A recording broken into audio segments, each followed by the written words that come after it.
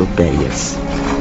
Majestosa, impunha respeito, até mesmo pavor, ao viajante que desconhecesse sua finalidade.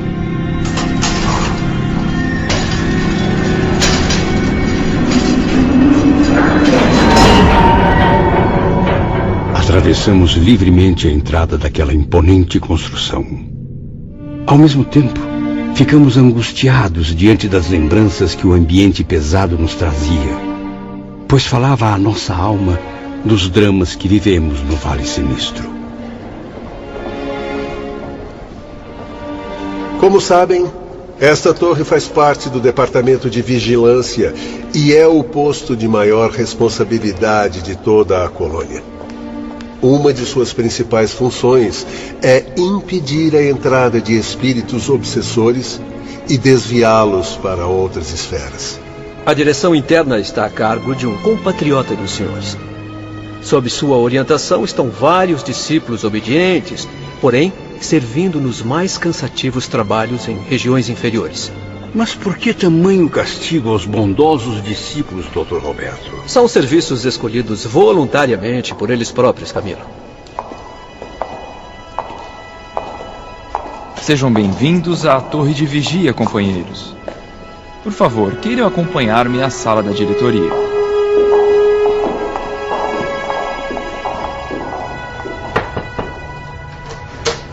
Boa tarde. Eu e meu filho Roberto viemos atender a um pedido do irmão Teócrito. Muito boa tarde, doutores Carlos e Roberto de Canaleiras. Já estou a par da solicitação do amigo Teócrito. Pois aqui estão os nossos irmãos enfermos, ansiosos e dispostos a iniciar a nova etapa de instrução. Esta casa também pertence a vocês. Que ela os acolha com muita paz, em nome do poderoso Mestre Jesus e da nossa abençoada guardiã Maria de Nazaré. Faço votos de que logo se restabeleçam e progridam, meus irmãos. Muito obrigado. Desculpem-me, eu tenho o péssimo hábito de achar que aqui todos me conhecem. Eu sou o Padre Anselmo de Santa Maria, diretor da Torre de Vigia. Fico muito grato com as boas-vindas. Camilo Cândido Botelho, às suas ordens. Pois muito bem, senhor Camilo e todos os irmãos aqui presentes, não percamos tempo. Vamos subir. Por favor, senhores, formem uma fila. As escadarias são estreitas. Primeiro eu devo esclarecer que a Torre de Vigia, no momento, acumula funções. Acúmulo de funções. Essa expressão eu bem conheci na Terra. Pois é o que ocorre também por aqui, querido amigo. A falta de trabalhadores especializados e todos os departamentos desdobram-se em atividades múltiplas. Nós, por exemplo, os da Torre, atendemos a casos muito variados, bem diferentes de nossa especialidade. Após longa subida, alcançaram o andar mais alto, pois a inspeção partiria em sentido inverso, isto é, do pavimento superior para os que ficavam abaixo. Venham, irmãos, por aqui. Um enorme salão circular mal iluminado, um tanto sinistro, surgiu à nossa frente, rodeado de confortáveis bancos estofados. Portas largas, envidraçadas, estendiam-se em toda a circunferência, deixando ver o que havia dentro de cada aposento. Aproximem-se das portas. Venham. Podem examinar os cômodos à vontade. Nós podemos entrar nos aposentos? Não. A entrada é proibida. E se notarem bem, não ouvirão um único som. As vidraças são feitas de substâncias isolantes, totalmente à prova de ruído. No primeiro gabinete, amigos, verão diversos aparelhos parecidos com telescópios possantes, máquinas aperfeiçoadas para sondagem a grandes distâncias. Espécies de raio-x capazes de pesquisar os abismos do mundo invisível e também da Terra. E quanto àqueles estranhos equipamentos logo ali à esquerda, nessa mesma sala? Jamais vi algo semelhante. Não fique ansioso, Camilo. Muita coisa por aqui irá desafiar a sua compreensão. Afinal, ainda é um calouro do mundo espiritual. Há muito a ser aprendido. O segundo gabinete é um pouco mais familiar aos senhores. Sim, Dr. Roberto. Mas estas telas luminosas são colossais. Perto delas, os receptores de imagem da enfermaria parecem miniaturas. Nestes visores também retratam-se acontecimentos e cenas ocorridos a enormes distâncias. Semelhantes aparelhos, cuja perfeição o homem tenta, mas ainda não consegue criar, permitem conhecer qualquer assunto nos mínimos detalhes, desde micro-organismos nas profundezas do oceano até sequências de existências humanas. Mais uma vez comprovo como a humanidade continua atrasada. Não vejo a hora de conhecer melhor essas máquinas tão modernas. Contenha-se, meu caro Camilo. A utilização desses equipamentos só é permitida em casos realmente necessários. Havia ainda um terceiro aposento, o maior de todos. Está lembrado, Camilo? Ah, e como, Ivone? Ocupava todo um andar da majestosa torre, parecendo uma oficina mecânica, onde os espíritos operários eram importantes vultos da ciência.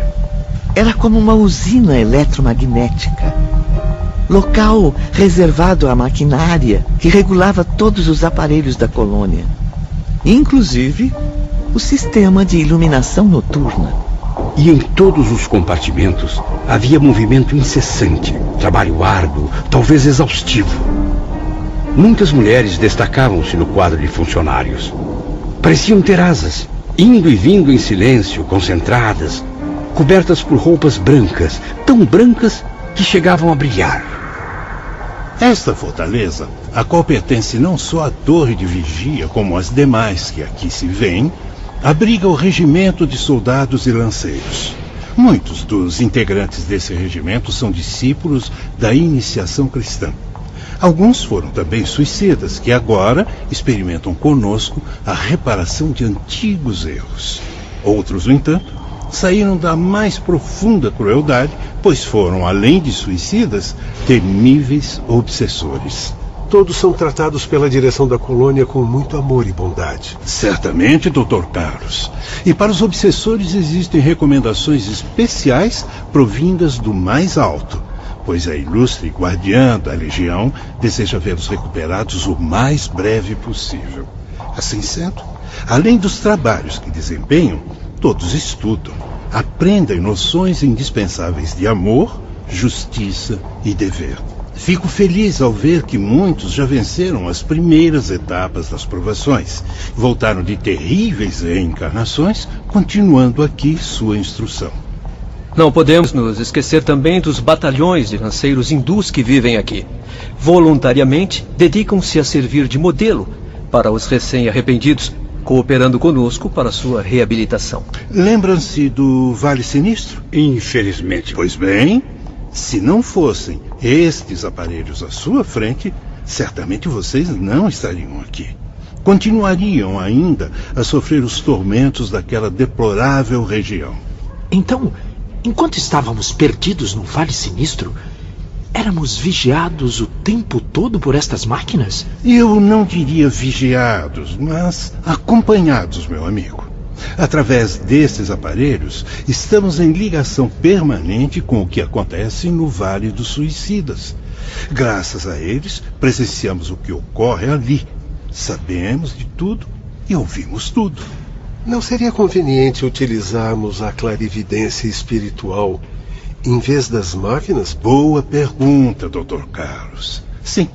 Certamente somos aptos a usar a visão à distância, assim como outros dons especiais.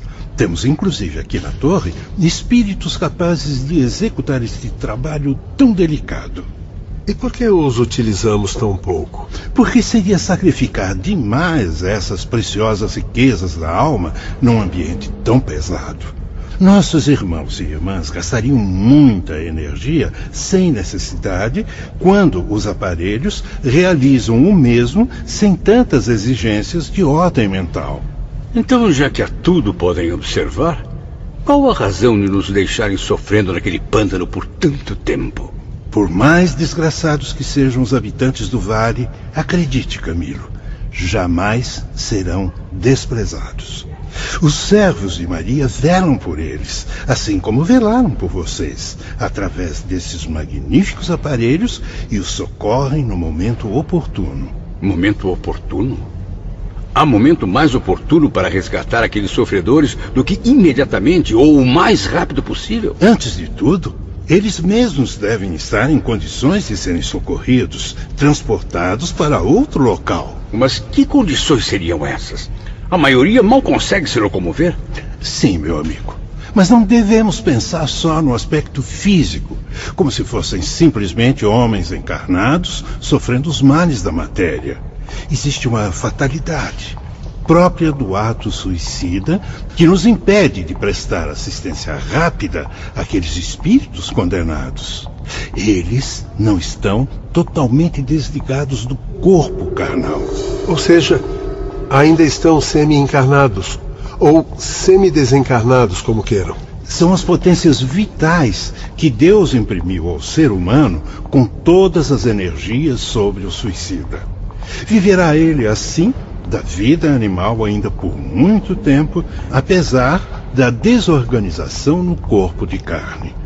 Palpitarão nele com vigor impressionante as atrações de sua qualidade humana, até que as reservas vitais de energia fornecidas para o período completo de sua existência se esgotem ao atingir a época prevista pela lei divina da desencarnação.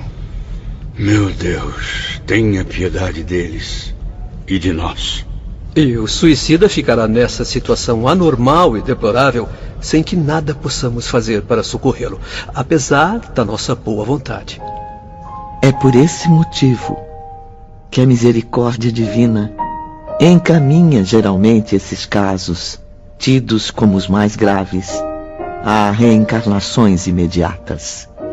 Assim, o suicida completará o tempo que lhe faltava para o término da existência que cortou, enfrentando provações e até limitações físicas que a misericórdia divina lhes concederá, melhorando a cada dia seus pensamentos, seus sentimentos, na prática e na direção do bem, até que um dia, vencidas as provas, possam alcançar a verdadeira felicidade que Deus concede a todos os seus filhos, de acordo com as boas obras de cada um.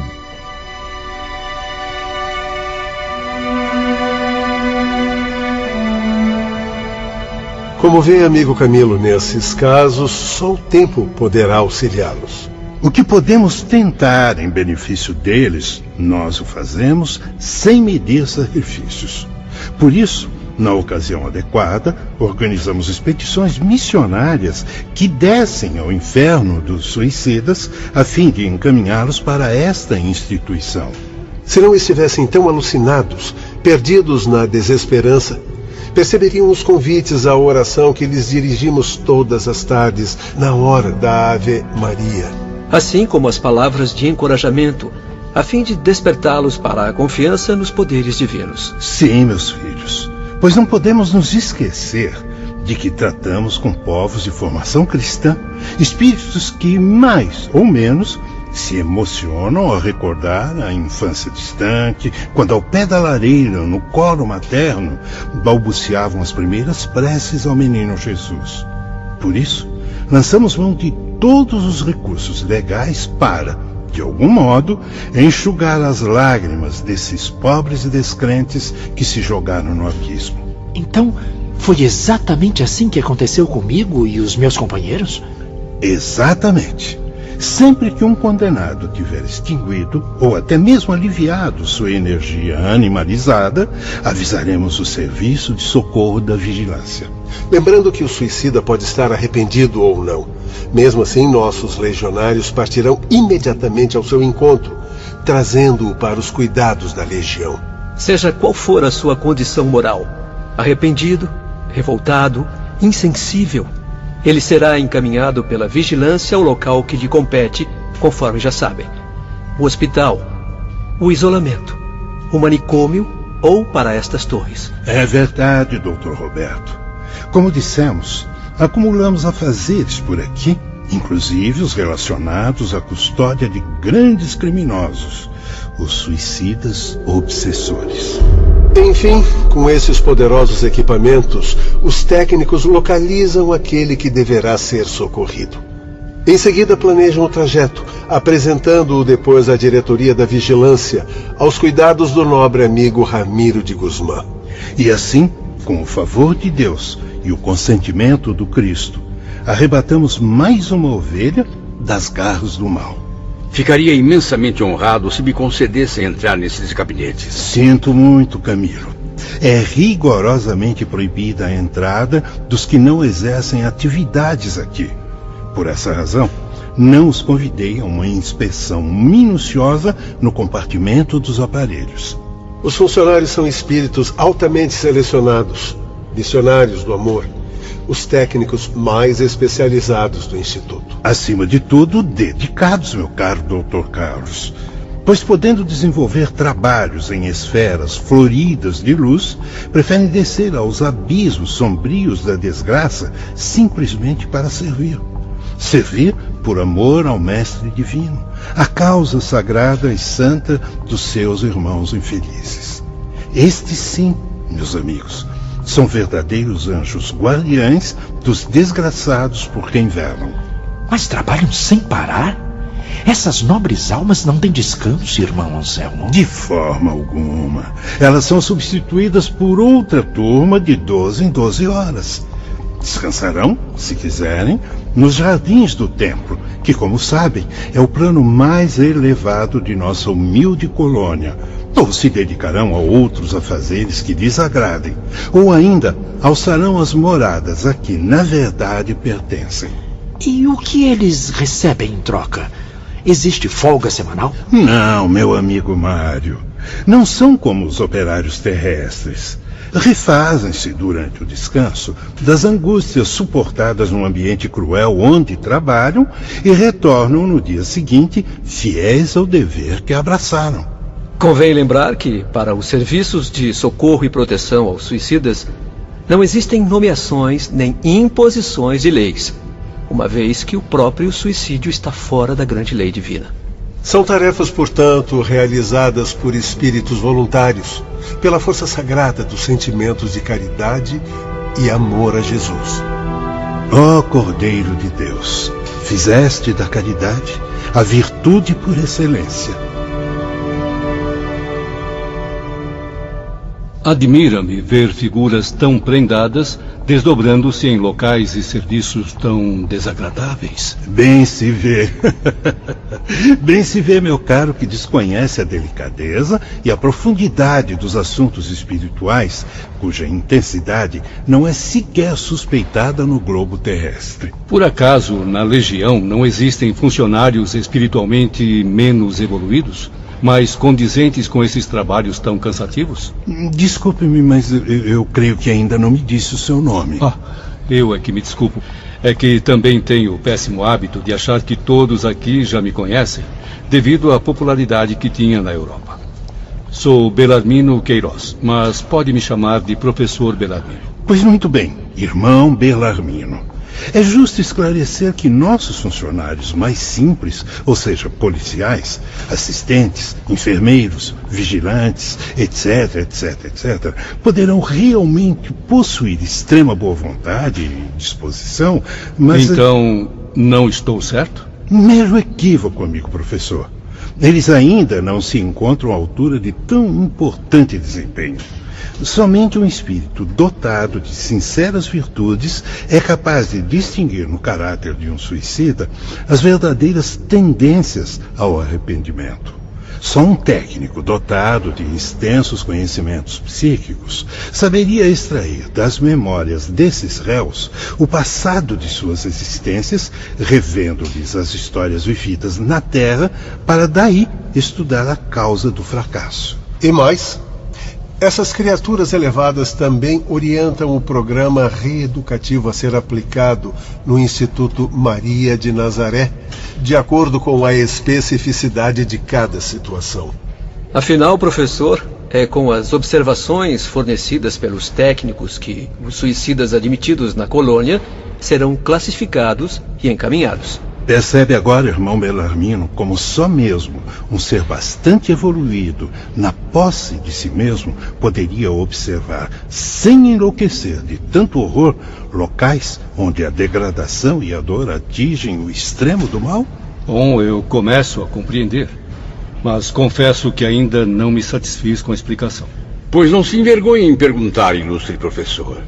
Ou por acaso os mestres são obrigados a ter respostas para todas as perguntas? Exemplos. Gostaria então de alguns exemplos. São inúmeros, mas creio que apenas um esclarecerá suas mentes. Existem almas de suicidas que não chegam a ingressar no Vale Sinistro por vias naturais, sabiam? É verdade, meus irmãos. Ingressar ali já significa que o delinquente está mais ou menos amparado. Amparado? Naquele buraco aterrorizante? Como assim, Dr. Roberto? Porque ele não sabe, mas já está sob a nossa assistência e vigilância, registrado na colônia como candidato à futura hospitalização.